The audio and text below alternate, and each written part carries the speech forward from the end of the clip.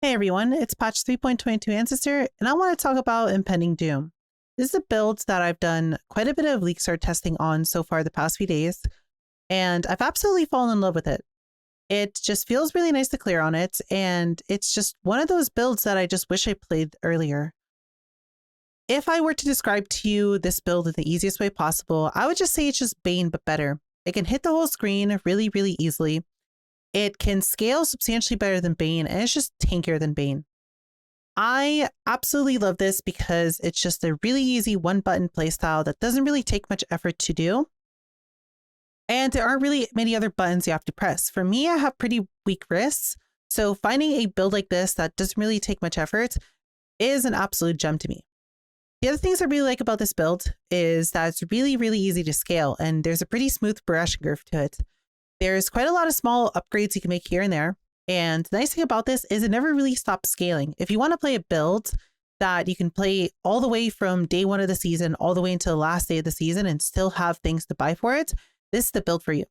The nice thing about this as well is there's two alternative ways to play it. You can play the poison version, which is a lot easier to scale, or you can play the crit version, which can become an absolute powerhouse with enough gear. The poison build will very easily hit dock cap after maybe 50, 60, 70 div. And if 36 million DPS is not enough for you, well, the crit version can hit hundreds of millions of DPS and quite literally insta-phase uber bosses. I really like that it's not like an Omni build, for example, where at the start of the season, you might make a few upgrades here and there, but eventually the correct play will be to just sit there and farm for Omni, and then finally you get to change your whole build once you get Omni. There really isn't anything like that for this, where you have to save for any sort of specific big item. You just get to make a lot of incremental upgrades that very quickly add up together to make you hit 10, 15 million DPS, like basically nothing. With the Leaguestart that we're going to be showing you today, with clusters and with some decent gems and some decent gear, you should very easily be able to hit 10 million DPS. And a 10 million DPS for, I would say, maybe 1 to 2 div budgets, you can effectively just do the whole game and just basically fight whatever you want. If you want to farm invitations, it should be really easy to farm invitations with this. If you want to do expedition, well, expedition's a little bit rough because the immune to curses remnant exists, but outside of that, you wouldn't have a problem. If you want to farm legions, it'll be really easy to farm legions because you hit the whole screen. If you want to do 100% delirious, well, it's not too bad because you have really strong curse effect and you're playing with both temporal chains and enfeeble, making the monsters really, really weak. Overall, you can basically do whatever you want with this build, and I just really like the versatility of it. So why don't we talk about the path of building and how to set up this build at the start of a season. The first thing I want to talk about is going to be the notes section. I really, really strongly implore that you look at them, as I put quite a lot of effort into them, and I try to do everything I can to hold your hand as much as I can through Act 1 all the way until maps. Is going to most likely try and talk about most of the information that you need, and it's going to just give you every single bit of information you need. So please, please, please do look at the notes. Why don't we start by talking about the trees for this? So if you come over to the skill tree section in Path of Building and look in the bottom left, there's going to be quite a few trees that you can follow all the way from Act 1 all the way to a pretty mid-game setup with some cluster jewels. So let's start in Act 1. In Act 1, what you can do is you actually have two options here. You can either just go for Vampirism, which is a new node that was added. This, along with the small nodes leading up to it, is just going to give you a lot of life on kill. And then the Mastery is going to give you 50 regen. With this cluster picked up, you can effectively just tank all of Act 1, and it makes it really easy. But if you're experienced and if you don't really have any problems with Act 1 and you don't feel like you need it, you can just skip out on this and just save your points for the Act 2 tree. In Act 2, there's going to be one major thing we want to rush, and that's going to be Eldritch Battery.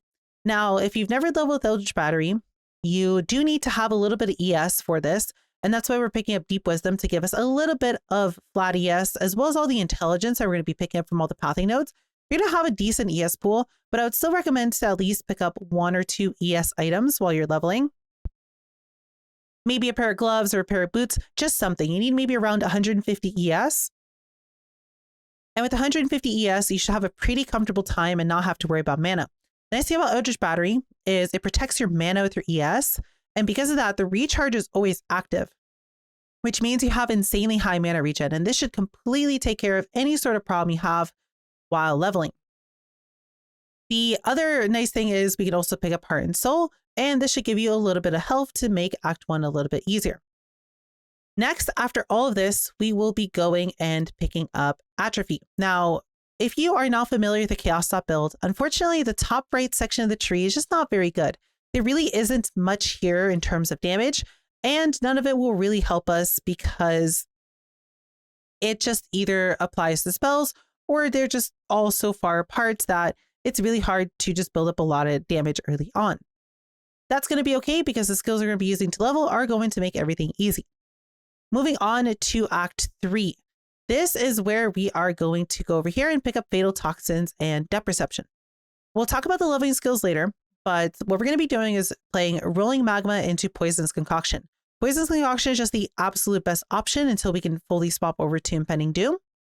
And because we want to play a Chaos Stop build, Poison's Concoction is going to allow us to share a lot of the same passive points as Impending Doom, making us not really need many respecs.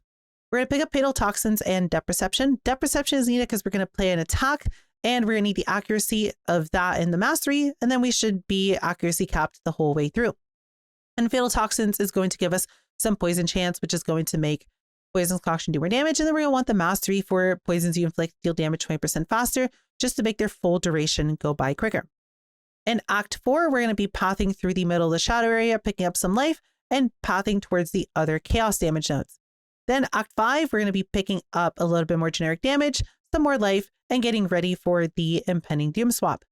Now, I will be talking about the Impending Doom swap a little bit more later on, and there is a note section at the bottom on how to actually properly swap to Impending Doom. But at this point, I'm going to assume that you've gotten an Alchemy and you're ready to swap over. When we swap over to Impending Doom, we're going to be dropping Depth Perception since we don't need it anymore. And then we're going to be picking up two very important nodes. We're going to be picking up Serpentine Spellslinger because the two passive points before it give you poison chance for spell damage, which is very important. We want to get to poison cap. And Serpentine Spellslinger itself is just a really good node. And then we're going to be picking up Steeped in Profane. Now, Curse Effect is going to scale the damage we do quite a lot. And the nice thing about the mastery here, the 20% chance to poison cursed enemies, is going to allow us to hit poison cap. Once we have all this, we are then going to path towards wasting and just pick up a little bit more damage over time. The last tree on here for Axe is going to be 7 through 10, and it's just going to show you the rest of the points that you want to pick up. Now you have two paths that you can take here.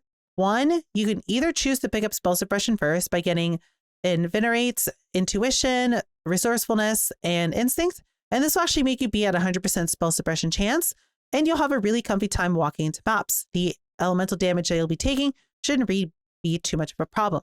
The other option is to instead go and pick up stats that'll make it a little bit easier to clear. So we can pick up Growth and Decay, and then we can pick up the AoE Hex nodes. Now, do not pick up Whispers of Doom, as Whispers of Doom will actually brick your whole build.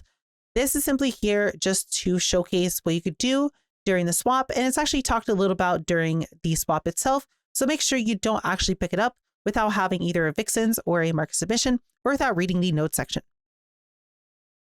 That is about it for the leveling section. Afterwards, we do have two more trees. One that goes over an endgame tree. This is for about level 87 or so.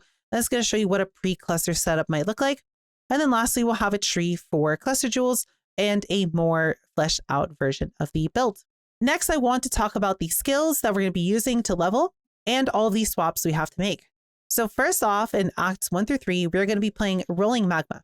Rolling Magma is extremely strong, especially when we pair with a Flame Wall. Flame Wall just makes any projectile that goes through it have quite a lot of added fire damage, and it's going to make the Rolling Magmas hit absolutely hard, especially since their effectiveness of added damage is just so high.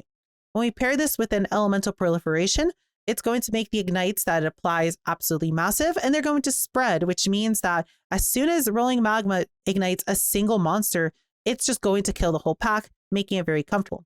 We're also adding Holy Flame Totem on here, but this is not going to be a skill that we use often. It's only going to be used on rares and on bosses, just to add a little bit more damage. This will be about 30 to 40% more single target damage. For our other link, we just have an Arcane Surgeon here to give us more cast speed to make Rolling Magma feel a little bit better. And obviously we have a link to a Flame Dash and a Firewall, so both of them can proc it together. That's all you really need to get through Act 1. And what we want to talk about next is what you can do from here. So there's two paths that will diverge. One, you either are going to have a friend that's going to give you Poisonous Concoction, or you are not going to have a friend or you're playing Soul Self-Found and you cannot get a Poisonous Concoction. Now, the only problem here, and the reason we have to wait until Act 3 to play Poisonous Concoction, is because Witch does not get it at the end of Act 1. But if you do have someone, either a friend or a guildmate or just anyone who can give you a Poisonous Concoction, you can immediately play it from the end of Act 1 and completely drop everything Rolling Magma related. But if you don't have that luxury, you can simply just play Rolling Magma all the way through until Act 3, where you can buy yourself at Siosa, and then you'll be using Poisonous Concoction until we are ready to swap over to Impending Doom.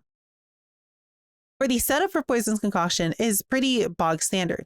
We just want a Poisonous Concoction, a Volley, and Unbound Ailments. The reason we want the Volley is because each AoE from the Poisonous Concoction can overlap, which means we stack poisons faster. If you do get a 4 link, Avoid Manipulation is not bad as a 4th link, but otherwise the 3 link is more than enough. In Act 3, you're going to be picking up a Purity of Elements. And the other thing to mention is Herald of Agony is also a skill that Witch cannot get. So if you did have someone that gave you your Poisonous Concoction, ask them to also give you a Herald of Agony. Otherwise, you will have to wait until Siosa to pick this up as well. But Purity of Elements will make us ailment immune, which means we can't be chilled, which is kind of annoying if it does happen while leveling. And it'll give us resistances so we can be a little bit tankier, as most of the damage you take while leveling is just purely elemental damage. You just have a Flame Dash in here for movements, but if you want to use a Shield Charge or any other mobility skill, feel free to use that instead. Next, we'll have a Malevolence on a Divine Blessing. Now, this can be swapped out for Grace instead if you want to be tankier, but Divine Blessing is great since we're already playing Eldritch Battery. And because we have a decent ES pool and because Divine Blessing doesn't really cost much mana at low levels, it's going to be very easy to maintain this as a free aura on top of our other two. We're also going to have a Withering Step in here. This is just to apply Wither, which is going to make us do more damage to bosses. You can just either just leave this on left click or just use it for bosses only. Lastly, we're going to have our Curse, which is Temp Chains, and this is just going to make us do substantially more poison damage, and we need to level it anyway for Impending Doom. Next, I want to talk about the swap over to Impending Doom. So the biggest thing here to talk about is the gem itself. Unfortunately, you can't get this until Act 4, and it is not offered as a quest reward for anyone. The only way to get this is to go to the Act 4 vendor and buy it, which means you'll need 1 Alchemy Orb. Because of that, I am putting this whole guide together and assuming that you're probably not going to see one until Act 6 with bad luck. Now, obviously, if you find one earlier, just as I mentioned for Poisonous Concoction, you can swap over to Impending Doom ASAP as well, and you can just immediately start playing in Act 4. It's just I'm going to try and assume that you might not get an Alchemy immediately, and that's okay. If you somehow manage to not get an Alchemy all the way until maps, that's completely okay, and you could play Poisonous Concoction just fine all the way through until Act 10, and then just swap later in maps over to Impending Doom. As for Impending Doom setup, we are going to have a very interesting time. So Impending Doom in the whole build is going to be a 1-button playstyle, but that 1-button playstyle requires one of 2 uniques. You're either going to need a Mark of Submission or a Vixens Entrapment, because these uniques allow you to manually curse on hits with other curses to override your gem. The way Impending Doom works is when you link it to a curse, that curse will apply a debuff. And when that curse goes away, the debuff also goes away, which triggers Impending Doom and does a big hit. Because we can use a Mark of Submission or a Vixens to do this automatically for us, it makes a 1-button playstyle, but without it, we need to manually do it. So we're going to be using a Cursed Ground to make the temporal change just be a circle on the ground for 15 seconds. This is going to spam apply temporal chains to everything, but that would just refresh it. So what we need to do is we need to press 1 temporal chains. Then we want to just start spamming Despair. What this does is it will replace the temporal chain since our curse limit is only 1 and the oldest curse always gets replaced first, which will then proc the Impending Doom. For clearing, you should just be able to 1-tap, but for bosses, what you're going to do is you're just going to put this down. Hopefully they don't move out of it. And you're just going to spam as many Despairs in a row as you can until either the boss moves out of the temp chains or the Cursed Ground ends. As for the other setup, we're just going to have a Herald of Agony and Purity of Elements again. These are just way too good not to use, and we need the Herald to be poison capped. We're going to be using a Malevolence, or again, you can use a Grace if you want. At this point, we have cast when damage taken, so we do cast when damage taken Immortal Call. I prefer to leave these at level 1 and level 3 so they proc as often as possible, but feel free to use any other sort of combination that you like. And then obviously we're going to use the Flame Dash, but now we're going to also use an Arcane Surge. Because Temporal Chains is a cast, and the faster we be able to cast that in Despair, the more DPS we do, we want to have an Arcane Surge on Flame Dash just to be able to get a little bit of extra cast speed. Moving on to the Ascendancy for this. So you have a few options on how you go about this, but the first option is always set in stone. We always need to pick up Vile Bastion as our first Ascendancy in Act 3 or Act 4, depending on when you want to do it, because our cast speed with Impending Doom and with Poison's Concoction is going to be so high that we're not going to really be able to keep our mana up through just the passive energy shield recharge. Vile Bastion is going to give us 40% ES per second, which is effectively 40 mana per second. And it makes you basically stun immune, as you'll never run out of energy shield. And since the enemies can't hit your energy shield, you will never actually lose it in any way. Next, for your Act 7 lab, you can either go with Profane Bloom or you can go with Void Beacon. In my opinion, I would go for Profane Bloom first because it's going to make Acts 7 through 10 a lot easier to do, as you'll be pretty constantly proccing it all over the place, making your clear a lot better. You could go for Void Beacon to make the bosses a little bit faster, but if you're swapped to Impending Doom by this point, your damage is going to be so high that you're not going to really need the extra damage of Void Beacon. I'd rather go for the clear. No matter what, in Act 10, if you did end up picking Void Beacon, you have to pick up Profane Bloom next. Mapping without Profane Bloom feels really, really bad, and I would never recommend taking Withering Presence over it. I would always save Withering Presence all the way until Uber Lab, and just accept that once you do Uber Lab, you get a really massive DPS increase. Next thing to mention is Bandits. We just want to kill all the Bandits. The 2 passive points is going to do a lot more for us than any of the other stats do. I know some people like to go Alira, but Alira isn't really good for us because we don't need the crit multi, nor do we need the resistances, nor do we need the mana per second. This build actually res caps really, really easily. So the typical reason to take Alira is not that useful. And because we're running Eldritch Battery, we don't really need mana per second. As for the Pantheons, personally, I really like running Lunaris, just because typically for mapping, you're always going to be surrounded by enemies. And this build is going to struggle with armor. It's going to have a lot of evasion rating. It's going to have spell suppression caps. It's going to have good resistances. But the physical damage of the build is going to be a little bit iffy. So Lunaris is going to be really good since you're probably always around enemies. So you're always having 8% DR. As well as having the chance to avoid projectiles. Most of the damage you take is actually just projectiles. So that's effectively 10% less damage taken. And then the 6% reduced element damage is kind of nice with your spell suppression, making it even tankier. You can also go Solaris if you feel like you're fine for mapping, but you want to be a little bit tankier against map bosses or just big bosses in general. This is going to be really good, as it's always going to give you physical damage reduction against bosses. And it's going to make it so you're a little bit tankier against AoEs, which also are pretty common. The other really nice thing is that no extra damage from crits if you've taken a crit recently. That is like one of the most powerful defensive layers in the game, especially if you have a map that has increased crit chance on it. So just pick whichever one you like between the two. As for the miner, I would really recommend to pick up Gurkthol. It's the only real good option here. You can maybe consider Aberath for unaffected by Burning Ground if you actually go and turn it in and upgrade it. But Gurkthol, in my opinion, by default is really good. Every time you get hit, you get 1% physical damage reduction. Physical damage reduction is just absolute king, especially in a build that has basically no armor and not really a very good way to scale the armor. Next thing I want to talk about is going to be the gear that you want to use and what you're looking for at the start of this whole build when you get to maps. So the most important item here is going to be Vixen's Entrapment. You're going to want to rush this item as soon as you can. It's typically anywhere between 10 to 15 chaos at the start of a season, and it's going to be what enables your build to go absolutely crazy. The next item I would say to immediately get would be an Ice Fang Orbit. This ring is 1 chaos for some reason for how strong it is. It gives you a chance to poison on hit, which makes it, again, really easy to poison cap.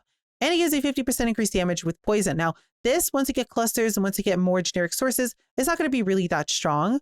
But for early game, especially when your gear is not very good and you have no clusters, Ice Fang Orb is going to go really, really hard. The other nice thing is anything you poison is also chilled. And it's unfortunately only a 10% chill. But 10% chill is better than nothing. And it'll make you pretty tanky and it'll honestly feel pretty good. I really like this ring, especially since it's just 1 chaos. Next most important item and the most expensive item that we're going to be looking for is Apex Rage. This is a wand that's quite literally made for this build. It has cast speed, which is our best stat by far. It has flat chaos damage to spells, and if you haven't looked at Impending Doom's scaling, it's 370% effectiveness of added damage, which is basically one of the highest skills in the game. So this much added chaos to spells is absolutely insane. The other nice thing is it has poisons you inflict deal damage faster, which means enemies are going to tick down faster, which means your Profian Bloom is going to proc faster, which means the pack's overall just going to die faster. The only downside on it, the 40 mana when you use a skill, isn't even a downside because all of our mana is going to be reserved anyway. We're just simply going to be using our energy shield, and Apex doesn't touch energy shield at all, making the downside nothing to really worry about. Some other nice items to get in terms of uniques is Denim Bane. Now, some people don't like to go this chestplate, but personally, I feel like it's really strong early game, especially since it has 20% auras on it. And if you can meet the 300 dexterity requirement, that's about a 20% or so DPS increase. It's not really that bad to get to, considering we're already at about 220 dexterity. If you just simply go for 2 or 3 rolls on your gear, or even if you just simply choose to pick up the 30 dex note here, you'll get to the 300 dexterity relatively easily, and you'll get a really big DPS increase. Not only that, but there's a 5 chaos chestplate at the start of the season, so it's really, really affordable. And then you can just simply self 5-link it for maybe around 20-30 chaos, or just pick up all the fusings that you find off the ground, and then just spam all of them on your item whenever you feel like you have enough. Another really nice item is Leaper's Alms. This is only a few chaos as well because it's only really good for this build. It's a really high evasion shield, which is nice. It's going to get us very close to evasion cap, which means 75% of the time melees against us will just ignore. It has spell suppression on it, which is nice because later on we're going to need a few sources of spell suppression since we're going to be dropping some of it from the passive tree. And it has a hefty 40% increased duration of ailments on enemies. This is the stat that makes our damage go bonkers. This makes the poison last 40% longer. And the poisons just simply tick every certain period. So if you can make them last longer, that means you get more ticks, which means you just get overall more damage per poison. For how good this shield is, it's an absolute steal at around maybe 5 to 10 chaos. The last item, which is a little bit over the place, is Eternal Struggle. This is an amulet that has 2 Eldritch Implicits on it. And depending on which one is a higher magnitude, you get one of the special effects. The one that we ideally want is the Searing Exarch one. So we want the Searing Exarch base modifier to be dominant to get effectively free 15% Cooling Strike. The Eldritch modifiers that can spawn on it are also really, really good. You can get things such as increased effect of curses, increased effect of auras, energy shield, life, spell damage, cast speed, and so on and so forth. You want to kind of do some window shopping for these and see if there's anything really good. And no matter what you pick up, you want to anoint Skittering Runes. Skittering Runes is a little bit expensive because it costs 2 silver oils, but it's insane. This is the best node on the tree for our build. It gives us 50% increased AoE, which means we're going to get overlaps, which gives you double damage. And it makes you just hit the whole screen a little bit easier. And it has 20% reduced mana cost of curse skills. If you look at a trigger rate, it's at 8 triggers per second, which means we're eating through mana really, really quickly. This really helps tone that down, and it makes the build playable. Without this, in my opinion, your ES is a little bit all over the place. It's fine, it's playable, but Skittering Runes really just makes you be able to hold the button down and not ever run out of mana. The other nice thing you could add onto this is a ring with non-channeling skills have reduced mana cost. This basically makes it so you permanently sit at maximum ES, and you can also get some cast speed and some life on it, and ideally maybe an amethyst base ring, since getting resistance cap on this build is actually not that difficult. Next up, if we look at the helmet is just going to be a very generic helmet with just some life and just some resistances on it. We're actually very close to chaos resistance cap, most of it being taken care of by Withering Presence. So if you can ideally look for something with chaos res on it, that'll be really nice because the rest of the items have plenty of space for you to fit your resistances. If you look at all the jewels, they have no full suffixes on them. If you look at the belts, there's literally no stats on it, and so on and so forth. You can very easily fit resistances all over the place in here, so you can try to also find chaos res. The important thing for this helmet is going to be finding Eldritch Implicits for it. So what you're going to be looking for is Temporal Chain Curse Effect, which is a really good damage multiplier. And again, increased duration of ailments on enemies, which is the same thing as Leapers, which is a massive more multiplier. Next on boots, the same thing, just generic boots with Onslaught Craft on it. Onslaught's good because again, cast speed is good. And we want to put action speed for more cast speed and movement speed. And we also want cooldown recovery rate on it. Now, the way this works is Impending Doom has a built-in cooldown time. But the interesting thing about it, and this is the only skill in the game that I know works like this, has a linear scaling. So that means that instead of the hard, like per frame, per server tick requirements of other gems, where you have very specific breakpoints to hit, this doesn't. So that means if I had 1% cooldown recovery rate, my Impending Doom comes up 1% faster. If I had 2% faster, and so on and so forth.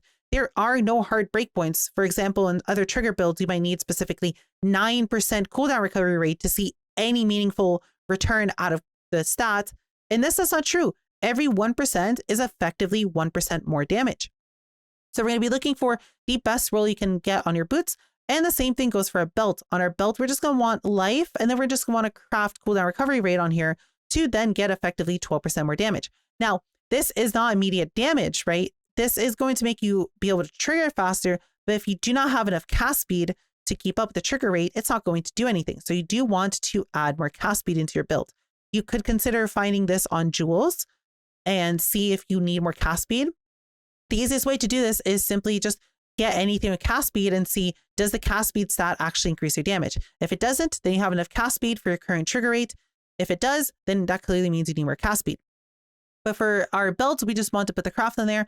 And then for the jewel, you can use any generic jewel you want. I just simply have one in here with life and added spell chaos damage because, again, Impending Doom just has such a high effectiveness that any small amount actually does quite a lot. All of this gear overall is going to probably cost you maybe around 50, 60 chaos. Now, one thing I want to mention is, how do we actually make that money? Well, there's a very, very easy way for you to make all that money and be able to start with all of this gear before you even do tier 1 maps. That something is called heists. Now, I don't mean for you to go do infinite heists or anything like that, but I strongly recommend to at least buy contracts while you're leveling and then do a few contracts. At worst, I would really, really implore, if you hate heists, to just at least do a few contracts to be able to afford Vixens. 10 to 15 chaos should take you maybe 10, 20 minutes at most in heist. And if you want a guide on how to actually do heists for money, there will be one linked below in the description. And if you do follow the full guide, in about 2 to 3 hours of heisting, you can make somewhere around 200 chaos, which is more than enough to buy everything here and still have some leftover for anything you want to do. This is a build that massively benefits from that day 1 strategy, and I would really, really implore you to at least check it out. Moving on to a more mid-game setup. What we're going to be doing for mid-game is actually changing our tree a little bit. As you can see in the early pre-cluster setup, we are picking up a bunch of kind of filler nodes, in my opinion, such as growth and decay and all the spell suppression nodes. What we're going to be doing instead when we're ready to swap the clusters is we are going to pick up a bunch of jewels. We don't want to pick up the jewels early because jewels typically are kind of bad. And after the first few days, there's a bunch of good jewels. So that's when it's worth actually picking up all the jewel sockets. Next, we're going to be dropping this portion of the tree because it's just not really efficient. And instead, we're going to be going towards the Scion area and be picking up Magebane. Magebane is going to make it so we get a little bit less evasion rating. That's completely okay. We have quite a lot of evasion rating anyway. And this is going to make it so where we get quite a lot of spell suppression for just one passive point versus all the other passive points that we're spending all over the place. This does mean we're only at 60% spell suppression now, but what is expected out of this is that you have a little bit of money. So at this point, you should be able to afford spell suppression on your boots, spell suppression on your helmet. And what you could do is you can even drop your denim bait at this point and go for a spell suppression chestplate. And between those three, you should be able to hit 100% spell suppression really easily. And we have the added benefit of being able to pick up the Scion Life Wheel for a little bit more life. And we get to pick up Overcharged. Now, these nodes give us a chance to get Power, Frenzy, and Endurance charges on kill. And if we just want to very, very quickly look at the whole setup here, we can see that we currently do 8.4 million DPS with a 6 link and about a 80 C budget or so. But if we were to turn on Frenzy charges, as you can see, we go from 8.5 million all the way to 9.5 million. And if we look at our EHP, we can see that we actually gain quite a lot of EHP out of the endurance charges. Our effective health pool, especially our physical max hit, goes up a significant amount. making this a really, really good cluster to pick up. Next up, we want to talk about the cluster that we're going to get for this. So clusters for this are pretty easy. We just want some generic chaos clusters. Here I'm using a 9 passive cluster just to show that it doesn't really matter if it's an 8, a 9, or a 10. Just pick up whatever you can. The ideal 3 nodes are going to be Wicked Paul, Unwaveringly Evil, and Unholy Grace. Now, if you had to get a cheaper cluster jewel, I would recommend to either cheap out on Unwaveringly Evil or on Wicked Paul. They're both just as good as each other. And you really want Unholy Grace because it's also 30% chaos damage like the other two, but it has cast speed, and cast speed does benefit us, making this slightly better than the other two. As for the medium cluster jewels, what we want to do here is we actually want to pick up Circling Oblivion, which is by far the best scaler for this because it's damage over time and duration. And we want Septic Spells. Septic Spells gives us cast speed, it gives us multiplier, and it gives us chance to poison on hits. And if we pick up one of those, what we can do is we can actually get rid of Ice Fang Orbit, and we will still be 100% chance to poison without this, meaning we can replace this with basically any ring that you want. A good option here might be a Herald of Agony ring, or just another generic chaos resistance ring with some cast speed on it. As for the other cluster, since we won't need 2 septic cells, we're replacing the septic cells with a Flow of Life. There's quite a lot of options here for what you can get. But personally, I like Flow of Life a little bit more. It's only about 1% less DPS than other options, but also gives you some life and some regen, which is kind of nice. Lastly, I want to talk about all the gems that we'd have for this. We are just simply putting max life and damage over time multiplier jewels in here. But you can realistically make these whatever you want. I just tried to pick the most generic jewels possible just to showcase that even with these, we can still do quite a lot of damage. If you need resistances, a good place to find resistances on these jewels. Or if you just want some more life or some more energy shield, this was a good place to pick it up. That's all about I have to say for this video. In my opinion, I really love this build. I just like how easy it is to scale it. And I just like how we can basically have 8.5 million damage for only about a 1.5 div budget, maybe a 2 div budget. Most of it simply being in the clusters. But even if we just remove the clusters and look at a setup without the clusters, we can see that we still do about 5 million DPS, which this effectively would be about an 80 to 90 seat budget for all the uniques that we see here. This build has the potential to scale really easily, and as you can see, we double our damage by simply adding another Divine or so to be able to pick up a cluster jewel in this setup. It's really easy to scale, and well, for how fun and how fast this build is, I feel like this is an absolute winner for Leaguestart, and it's probably one of the best choices that you can choose.